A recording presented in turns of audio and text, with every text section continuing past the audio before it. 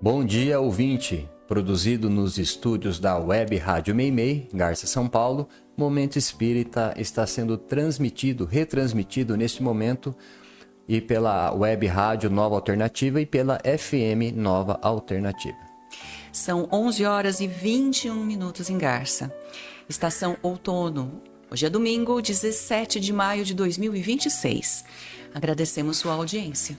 Agradecemos. Você assiste o programa Saúde, Espiritualidade e Você, Momento Espírita, Perspectiva, com imagem e áudio no aplicativo da Rádio Meimei, no YouTube, no Facebook. Mas há muitos outros programas em podcast e acesse o site www.radiomeimei.com.br ou através do Spotify. E vamos para os temas desta edição. A humildade de um grande líder do povo. Sem conhecer o passado, como corrigir nossos erros? O espírito está ligado ao corpo célula por célula. Não há lugar para preconceitos no espiritismo. Quem conduziria a reencarnação de espíritos obsidiados? Suicídio inconsciente. Um fato mais comum do que se pensa. Você participa de Momento Espírita enviando perguntas ou comentários por WhatsApp. Para o número, o DDD é 14 e o telefone é o 981 05 15 35. E atenção para o livro que vamos sortear logo mais em nosso programa. O que eles perderam. Autoria do espírito Antônio Carlos, pela médium Vera Lúcia Marinzec de Carvalho, da editora Petit. Mande um WhatsApp agora mesmo para o DDD 14 e o telefone 981 05 15 35. Dizendo que quer ganhar o livro. Equipe desta edição: assistência técnica e sonoplastia Augusto Tavares e Leandro Carvalho. O Cláudio atende aos ouvintes. A apresentação é de Giuliana e Luiz Eduardo.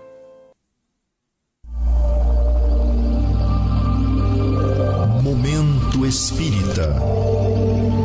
Um tempo de paz.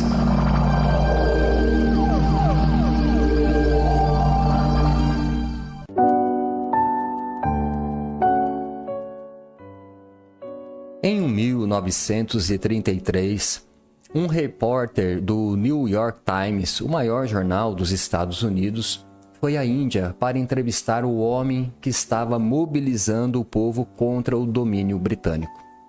Sabia que Gandhi era um advogado formado em Londres e que tivera atuação política considerável na África do Sul em favor de seus compatriotas. Seguramente, para fazer frente ao poderoso Império Britânico, pensava o jornalista, ele devia ser uma pessoa bem preparada, alguém com raro espírito de liderança, a ponto de se fazer acreditado e até reverenciado. Assim, o jornalista imaginava encontrar a figura de um homem autoritário e prepotente, envergando trajes de aristocrata, protegido em seu palácio por forte esquema de segurança, de onde certamente daria as ordens para que o povo não se intimidasse ante as ameaças do inimigo. Entretanto, depois de muito procurar, o repórter chegou a Sevagram, região central da Índia, onde alguém o levou diretamente ao Mahatma Gandhi. Para seu espanto, foi encontrá-lo numa pequena cabana de barro e bambu, vestido como o mais humilde dos indianos, debruçado sobre um tear, fabricando tecido para a própria roupa. Olhou em redor e viu, além do tear manual, uma esteira de palha, uma mesa baixa e 2 prateleiras para livros. Nada de especial que chamasse atenção. A princípio, pensou ter se enganado. Não podia ser aquele homem. Era apenas um pobre camponês, uma pessoa humilde da roça, que lia alguns livros. Mas o que poderia saber além de tecer e lidar com cabras? Custou para acreditar que aquele fosse realmente o Mahatma Gandhi. Ainda mais quando este não tocou em política, nem lhe falou de filosofia ou de religião. Quis mostrar apenas o pequeno espaço que morava e as poucas cabras que cuidava, e das quais retirava o leite como alimento. No auge da entrevista, o jovem jornalista ficou mais surpreso ainda ao saber que Gandhi não exercia nenhum cargo político. Era apenas um líder religioso que procurava orientar o povo no caminho da felicidade. Quando lhe perguntou por que escolhera esse tipo de vida, sendo um líder reconhecido, ele respondeu que um líder do povo precisa ser povo, viver no meio dele, sentir os problemas que ele sente e se impor apenas pela força moral. O exemplo de Gandhi repercute até hoje e deveria servir de inspiração para todos, mas principalmente para os políticos. Gandhi, considerado o grande libertador da Índia, morreu assassinado em 13 de janeiro de 1948, com 78 anos de idade. Sua ação política era o reflexo de seu esforço para a transformação moral. Devo confessar, dizia ele, que a ação da reforma pessoal ou autorrealização me é 100 vezes mais importante do que a chamada atividade política. A política era apenas uma exteriorização da grande mudança que realizava em si mesmo. Antes, e mais do que a liberdade política da Índia, ele se preocupava com a liberdade interior do homem, entendida como libertação do egoísmo, da avareza, do ódio, do medo, de todas as paixões que reduzem o espírito humano à escravidão e conduzem os povos às sangrentas lutas. Ele acreditava na construção de uma nova sociedade, desde que o homem se renovasse interiormente. Aquele que não é capaz de governar a si mesmo não será capaz de governar os outros. A revolução que Gandhi empreendeu na Índia teve 3 armas principais: o amor, a humildade e a coragem. O amor que leva a querer para os outros aquilo que queremos para nós mesmos. A humildade que não se importa em se ostentar. E a coragem de transformar a sociedade partindo da transformação interior. Gandhi jamais pegou em armas, jamais admitiu que o povo pegasse em armas ou que revidasse qualquer agressão. Incentivou a desobediência civil, quando as leis impostas pelos dominadores só serviam para explorar, subestimar o homem e mantê-lo na ignorância. Por isso adotou como lema a não violência. Mas deixou bem claro: existe a não violência do fraco, do velhaco, mas esta nunca levará a um bom resultado. E disse em outra ocasião: não violência não quer dizer renúncia a toda forma de luta contra o mal. Pelo contrário, a não violência, pelo menos como eu a concebo, é uma luta ainda mais ativa e real que a própria lei de Talião, mas em plano moral. A humildade de Gandhi não permitia que ele se colocasse em evidência para aparecer, mas nem por isso a sua missão passou em branco. Ao contrário, a humildade era justamente a sua maior força, pois ela desarmava o inimigo, deixando-o praticamente sem ação.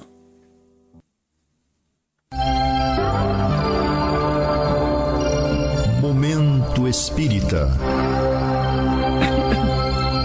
O rádio é do ouvinte.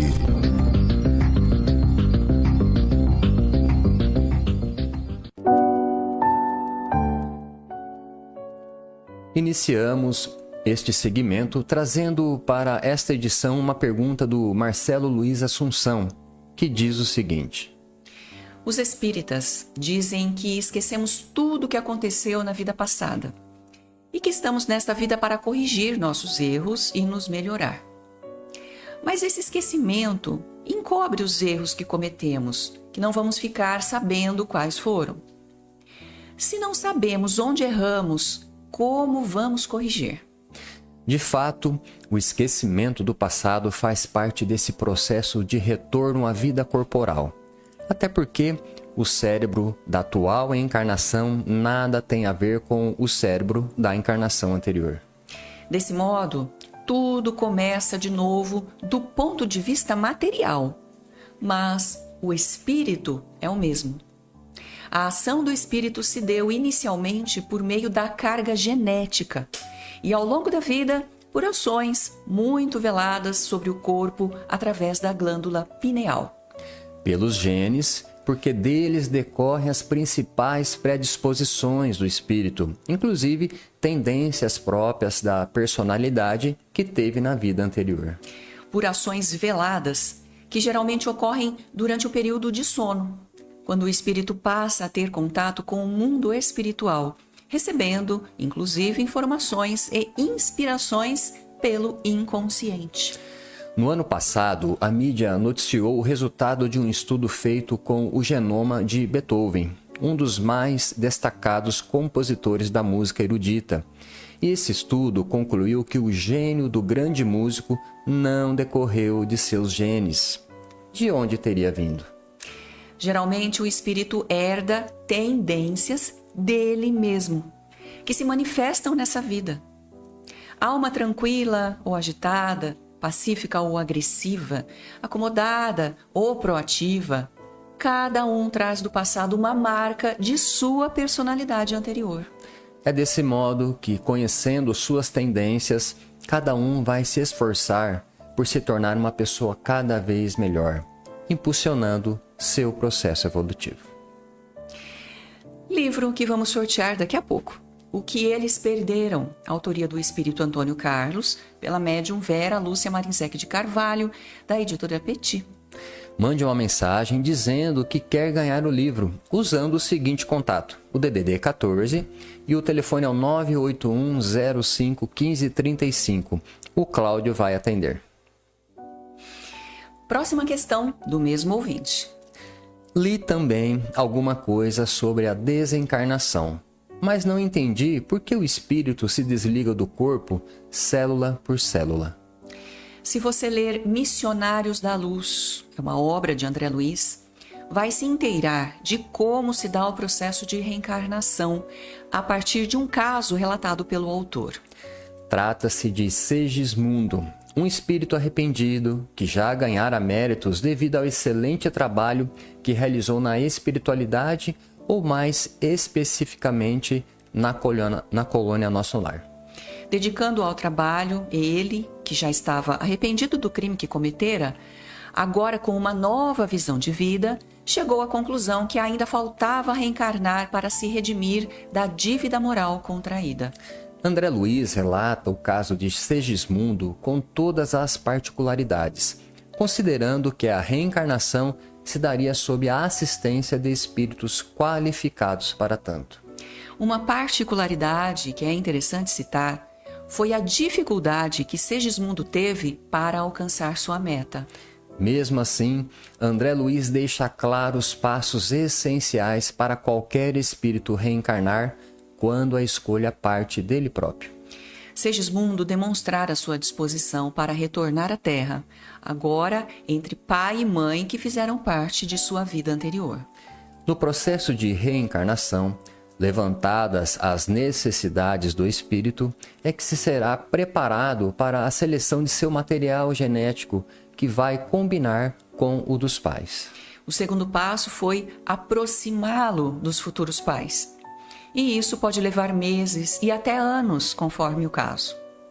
Não teve maiores problemas com a mãe, mas teve que enfrentar vários obstáculos com o pai, que fora diretamente sua vítima na encarnação anterior. O terceiro passo foi o processo de redução do seu perispírito até o tamanho do óvulo. Nesse momento, o espírito já está totalmente inconsciente. O quarto passo foi a imersão do perispírito, reduzido no óvulo fecundado.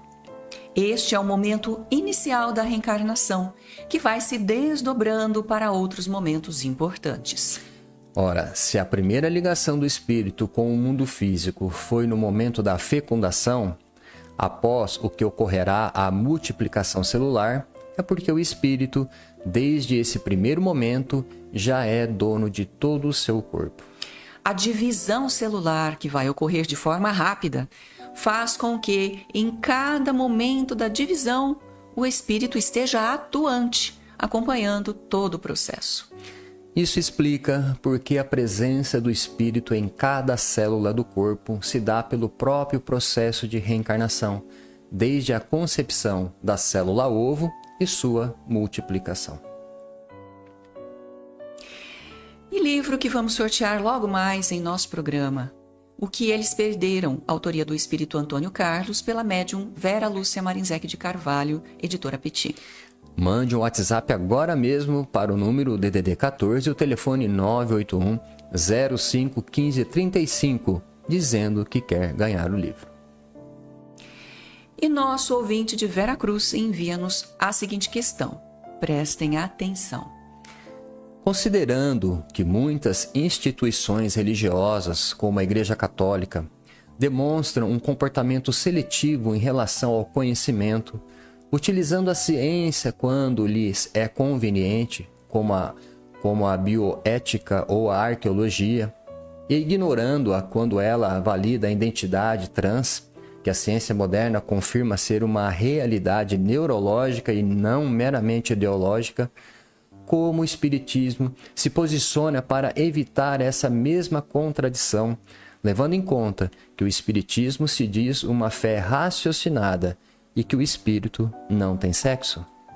E conclui a questão perguntando: a doutrina concorda com a exclusão institucional de homens trans em cargos de liderança, como ocorre no Papado Católico, ou ela abraça integralmente a soberania científica, reconhecendo que a transição de gênero é uma realidade da alma e da biologia, que não deveria sofrer restrições em nenhuma função religiosa? A integração de pessoas trans ainda é um tema novo em nossa sociedade, caros ouvintes. Embora o fato seja muito antigo, pois que elas existiram em todas as épocas, a questão só muito recente passou a ser tratada e com muita dificuldade em forma de preconceito. As revelações científicas geralmente demoram para ser assimiladas, notadamente quando se trata de temas tabus, já cristalizados no inconsciente coletivo, fruto de séculos e séculos. Acreditamos que instituições como a Igreja Católica, por serem muito antigas e preservarem nas suas diretrizes um espírito ultraconservador, são as que mais tempo requerem para realizarem mudanças. Essa mudança realmente tende a acontecer, embora de forma gradativa, à medida que a própria comunidade católica vai aceitando e se integrando nos novos conceitos. Aliás, já está acontecendo. No início deste mês de maio, o Vaticano publicou relatório condenando a chamada cura gay, uma concepção distorcida da questão que dizia que a homossexualidade era uma doença. Conforme a inteligência artificial Gemini, do Google, que o documento intitulado Critérios Teológicos e Metodologias Sinodais para o Discernimento Compartilhado de Questões Doutrinárias, Pastorais e Éticas Emergentes, esse é o nome do documento, ele foi elaborado por um grupo de estudos composto por bispos, padres, uma freira e um leigo. Nesse relatório, a Igreja Católica critica duramente as terapias de conversão, descrevendo seus efeitos como devastadores, e reconheceu o sofrimento, a solidão e o estigma enfrentados por fiéis LGBTQIA+. Assim, acreditamos que, com a evolução do pensamento humano, baseado nas novas verdades desvendadas pela ciência, as inteligências que lideram os grupos mais conservadores terão que abrir mão das concepções ultrapassadas para assumir novas posturas. No Espiritismo, como o próprio ouvinte afirma, os avanços do conhecimento já não permitem que ideias retrógradas manchem o corpo doutrinário, embora seja perfeitamente possível que existam espíritas que ainda não se compreenderam esse importante aspecto da doutrina. Mas, se existe algum cisto comprometedor, isso se deve à ignorância do que é a doutrina espírita e de seu papel no mundo de hoje. O espiritismo não se compactua com qualquer tipo de preconceito. Outra questão proposta pelo nosso habitual ouvinte de Vera Cruz. Gostaria de propor uma reflexão sobre o mecanismo do processo reencarnatório descrito por André Luiz no livro Libertação, capítulos 6 e 7. O autor descreve 2 fenômenos que parecem contraditórios à primeira vista. Um é a redução, capítulo 6. Ele observa espíritos submetidos a operações redutivas e desintegradoras dos elementos perispiríticos para o renascimento. A permanência dos perseguidores é outro tema do capítulo 7. Diante da informação de que os perseguidores ovoides acompanhariam a mulher na reencarnação, André Luiz exclama espantado: "Oh, não se separará dos perseguidores nem mesmo para o regresso. Tenho acompanhado reencarnações que invariavelmente se fazem seguidas de cautelas especiais."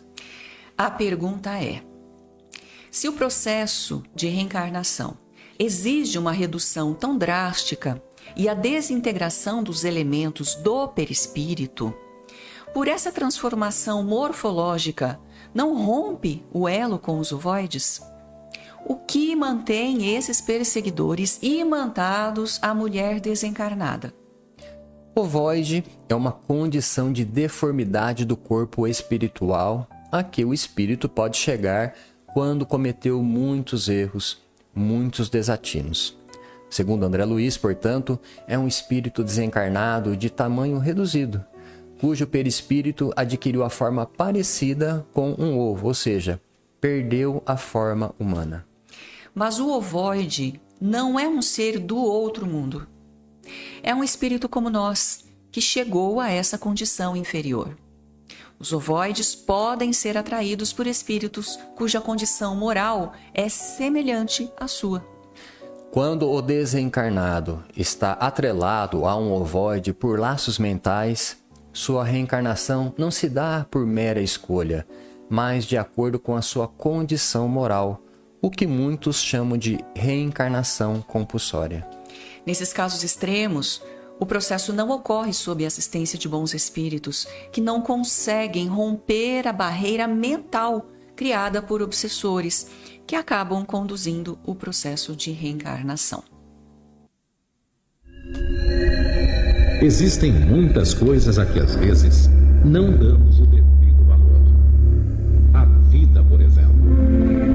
A vida é uma bênção divina. Através dela, podemos ser felizes e proporcionar a felicidade aos outros. Por isso, é preciso defender a vida, a nossa vida e a do próximo. Pena de morte, aborto, suicídio e eutanásia são formas de violência contra a vida com as quais não podemos concordar. Lutemos em defesa da vida. Pena de morte. Um crime não justifica outro crime.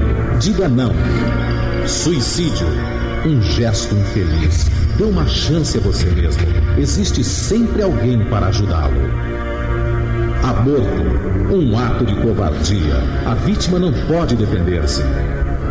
Eutanásia, uma ação criminosa.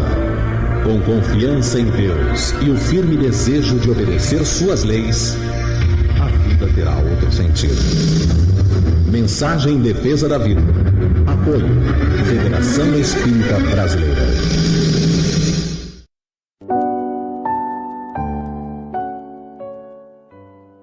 O Clube do Livro Espírita de Garça obtém livros por preços abaixo da tabela, permitindo que seus associados os adquiram por apenas R$ 27,00. E atenção, neste mês de maio, o Clube do Livro Espírita de Garça está entregando aos seus associados o romance mediúnico O Coração de uma Mulher, pelo espírito Ernestina, recebido pelo médium Dineu de Paula. Para receber o livro, basta você se associar ao clube, ligando ou passando o WhatsApp para a Sônia Marra no DDD 14 e o telefone 99669-5008 ou enviando um e-mail para clubedolivro@caminhodedamasco.org, dando nome e endereço de entrega. O Centro Espírita Caminho de Damasco oferece ao público passes diários de domingo a domingo, menos na quinta-feira. A aplicação dos passes tem início às 18 horas. Para crianças, sempre acompanhadas pelos pais ou responsáveis, ela ocorre meia hora antes, às 17h30. O Caminho de Damasco também realiza reuniões de estudos às segundas, terças, quintas e sextas-feiras, às 20 horas, para quem se interessar. Atenção, agora para os pais. A evangelização infanto-juvenil e as reuniões de mocidade no Lar Meimei acontecem no Lar Meimei todo domingo a partir das 9h45. Às 10 horas, também contamos com um grupo de adultos lendo e discutindo o Livro dos Espíritos. A roda de estudo está aberta aos pais que levam os filhos à evangelização e a quem se interessar. O brechó do Lar Meimei está aberto ao público toda sexta-feira, das 13 às 16 horas. A entrada é pela rua 7 de setembro, número 42. A Biblioteca Batuíra, do Caminho de Damasco, na Rua Gabriela, número 178, empresta gratuitamente livros e outras publicações a quem se interessar. Permanece aberta durante as reuniões de passe. Prezado ouvinte, acompanhe a programação diária da Web Rádio Meimei, sintonizada em você, uma emissora espírita voltada para os temas fundamentais de nossa vida. Não perca especialmente a programação de domingo, a partir das 8 horas. Programas: Sementinhas do Amanhã, voltada para a formação espiritual da criança, às 9 horas. Às 10 horas, Animais, Nossos Irmãos, com Vanderly do Carmo Rodrigues, que aborda a questão da espiritualidade dos animais. Às 11 horas, Saúde, Espiritualidade e Você, com o médico Ricardo Cavalcante, com áudio e imagem. Às 11h20, também com áudio e imagem, Momento Espírita, o segundo programa espírita mais antigo do Brasil, 53 anos no ar. Ao meio-dia, Perspectiva, temas atuais sob a ótica espírita, comentando notícias publicadas pela mídia, também em áudio e vídeo.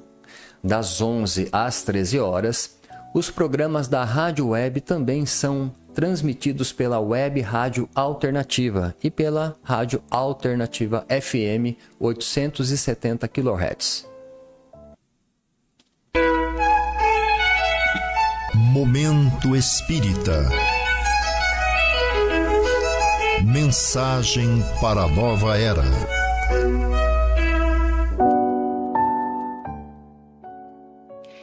Conhecendo a doutrina espírita, suicídio inconsciente.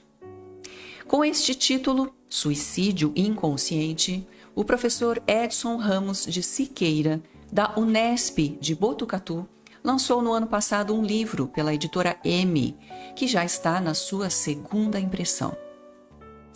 A expressão suicídio indireto ou suicídio inconsciente foi utilizada pelo espírito André Luiz, logo na sua primeira obra, Nosso Lar, psicografada por Chico Xavier há 80 anos. Com isso, André Luiz, do ponto de vista da motivação, quis dizer que há pelo menos 2 tipos de suicídio. O suicídio consciente, quando a ação do indivíduo se volta diretamente e de modo definitivo contra sua própria vida. E o suicídio inconsciente, quando ele se mata aos poucos, esquecendo de seus deveres para com a saúde do corpo e, desse modo, encurtando sua vida na Terra.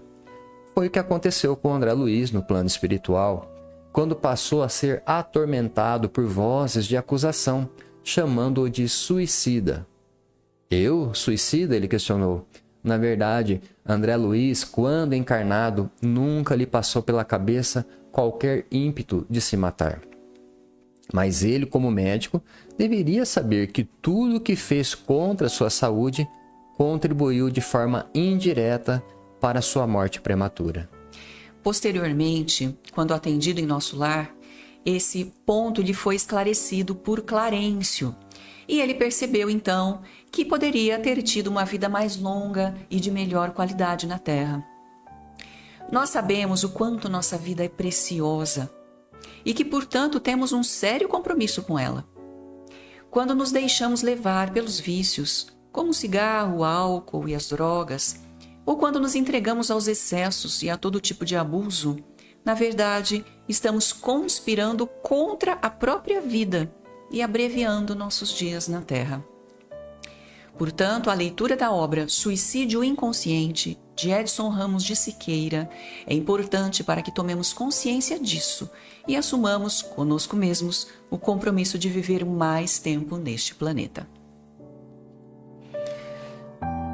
E chegou o momento do sorteio do livro que anunciamos, O que Eles Perderam. Autoria do espírito Antônio Carlos, pela médium Vera Lúcia Marinzec de Carvalho. A editora é Petit.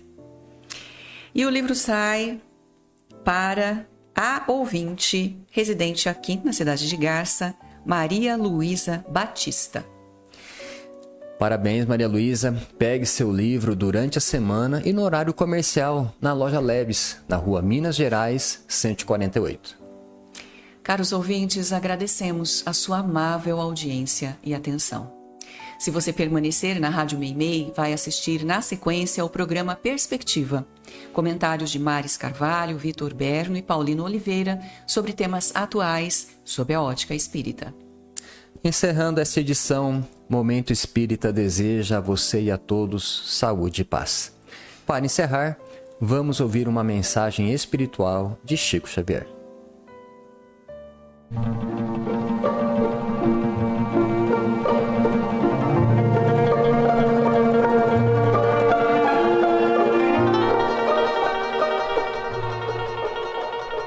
Alegria é o cântico das horas com que Deus te afaga a passagem no mundo. Em toda parte desabrocham flores por sorrisos da natureza e o vento penteia a cabeleira do campo com música de ninar. A água da fonte é carinho liquefeito no coração da terra, e o próprio grão de areia, inundado de sol, é mensagem de alegria a falar-te do chão. Não permitas assim que a tua dificuldade se faça tristeza entorpecente nos outros. Ainda mesmo que tudo pareça conspirar contra a felicidade que esperas, ergue os olhos para a face risonha da vida que te rodeia e alimenta a alegria por onde passes. Abençoa e auxilia sempre, mesmo por entre lágrimas. A rosa oferece perfume sobre a garra do espinho, e a alvorada aguarda generosa que a noite cesse para renovar-se diariamente em festa de amor e luz.